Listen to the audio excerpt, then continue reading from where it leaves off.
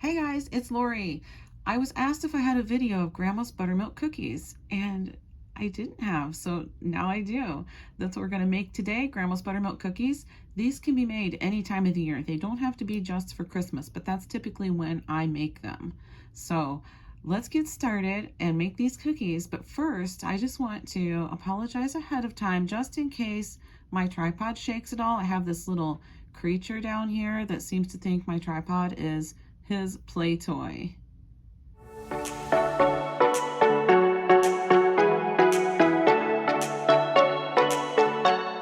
I have some recipes taped to my cabinet door because why not? It's easier. My mixer's sitting right here. Everything's right here. So I'm going to flip this around the other way so I can show you my buttermilk cookie recipe. Here's the recipe for the buttermilk cookies. This is not the original card, obviously. I just write it on these papers and tape them up here, but this is what it takes. I'm going to show you how I make them. Okay, so over here I have the 6 cups of flour measured out with the baking powder in it, 2 tablespoons of baking powder. I do go ahead and just throw in an extra 3/4 of a cup probably of flour because I know that that's going to take that much more. That's just how the recipe's written. It says it may take a little more, and it always does, so it's already in there with the baking powder mixed in with it. Here is 2 cups of cooking oil, and in here I have measured out the 3 cups of sugar. And over here I do have 4 eggs ready to go in. The eggs, the oil, and the sugar all get mixed together first, then we add the buttermilk, and it's a mixture.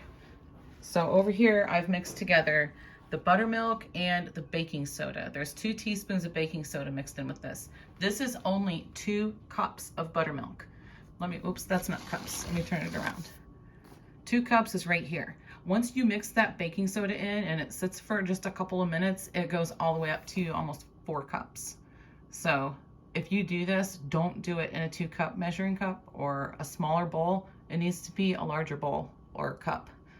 And I actually learned that the hard way.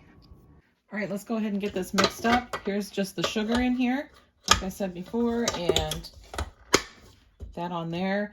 And first you mix together the sugar, the oil, and the eggs. Guess it would help if I put this on, wouldn't it? All right, so just dump the oil right in. Move this out of the way.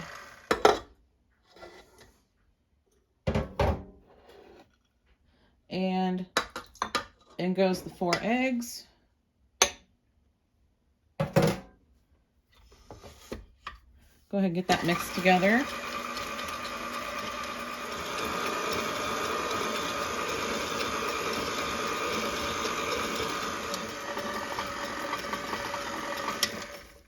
Okay, now that looks pretty good, all mixed together. It looks the way it should. So next I'm going to add in the buttermilk mixture. Oh, and I did add a tablespoon of vanilla in this, and I added the vanilla that Debbie made, so it should be extra good this time. All right, here we go. Let me grab actually a spatula. I could use this one, but I'm going to grab a different one. Okay, in with the buttermilk and baking soda mixture and vanilla.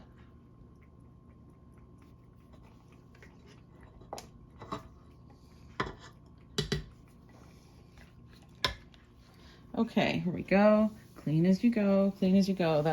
I have to clean as I go. I can't stand to work in a mess. It makes things so much easier. All right, now we're gonna mix this a little bit.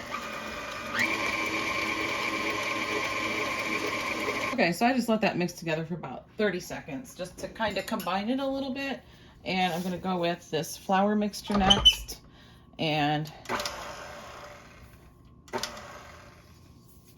put that in.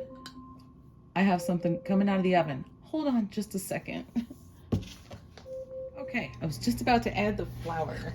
So let's go ahead and add that gradually, just, I don't know, a little bit at a time. A cup or so, 1.5 cups or so at a time.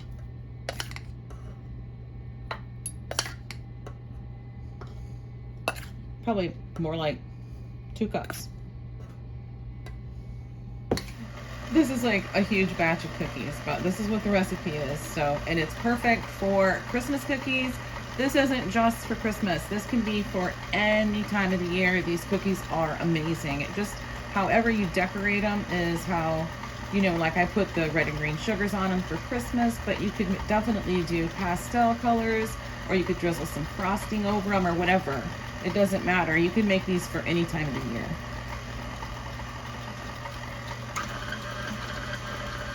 Okay, I'm just gonna scrape this down a little bit, scrape the sides.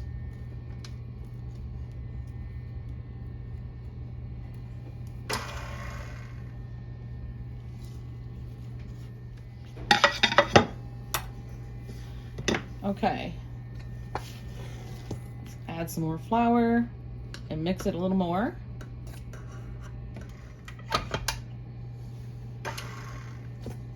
All right, in with the last of the flour.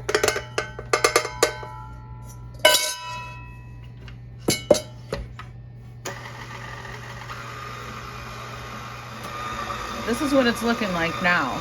And I can tell that that looks just about right. I might need a little bit more flour. We'll find out here in a minute. Okay, so I'm going to give this one last mix to get the rest of that flour incorporated that I just scraped down. But this right here is about the consistency that you want for these cookies.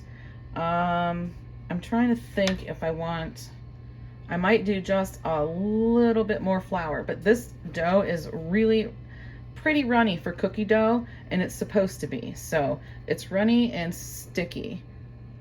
All right, I added about a half a cup more flour, and I can tell it's perfect.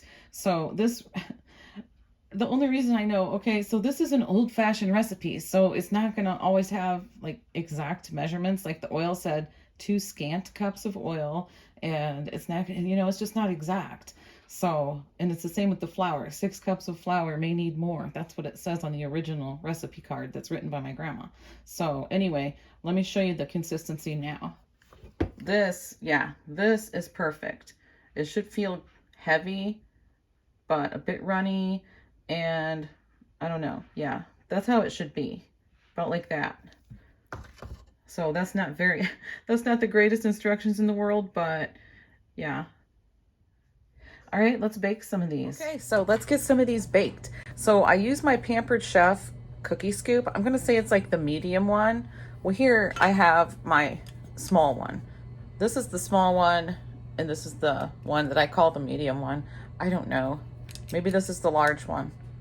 I'm not that up on Pampered Chef stuff, but this is the cookie scoop I use for these. And you can use the small one too to make some smaller ones for like trays to give out or something. You know, whatever. But let's just go ahead and scoop some on here.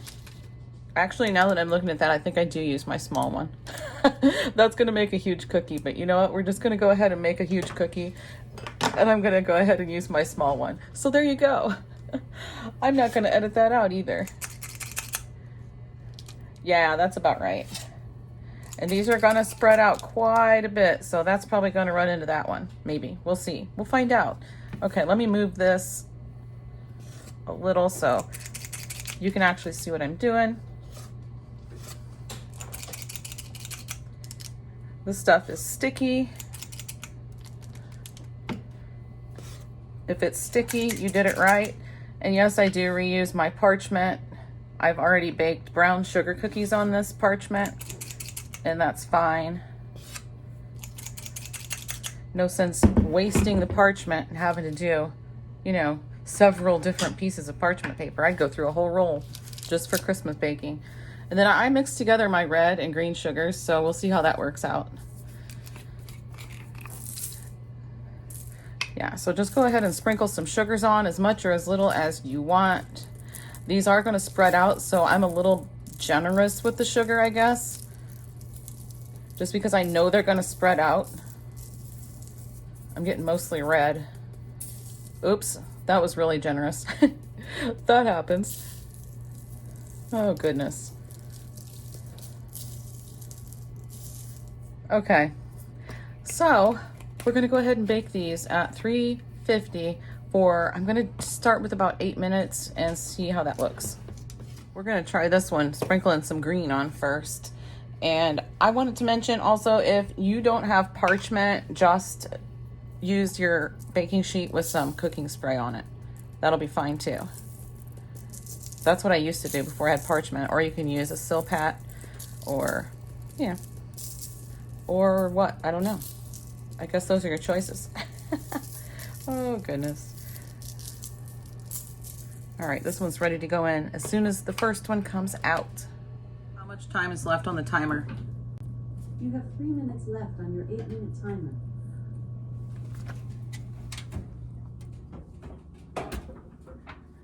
Okay, here we go. Here they are all baked, and I want more green on there. We need more green. So I'll have to see what I can do about that. But there's the one with the big cookie scoop, and it's probably pretty soft in the center. But this is what they're supposed to look like. Let them cool on the pan for about 2 minutes, then we'll put them on a cooling rack. So before I put another batch on here, I usually just shake this off over the trash can to get the sugar off so it doesn't get burnt onto my cookies. Or you can brush it off in the sink, whichever works best. And I let the pan cool off completely. This is still really warm. I let the pan cool off completely before I get another one ready to go into the oven. So sometimes it takes until the next batch is done. But I don't want the dough to go onto this really hot pan and sit there and spread out, or your cookies are going to be really flat and thin. So just let it cool off all the way before you put more on, unless you're putting them straight into the oven. Here's what they look like all done. 8.5 minutes was perfect. They're really soft and delicious. You can store these in an airtight container. We only ever keep them for a few days and they're gone at my house. So you can probably freeze them if you want. I never have.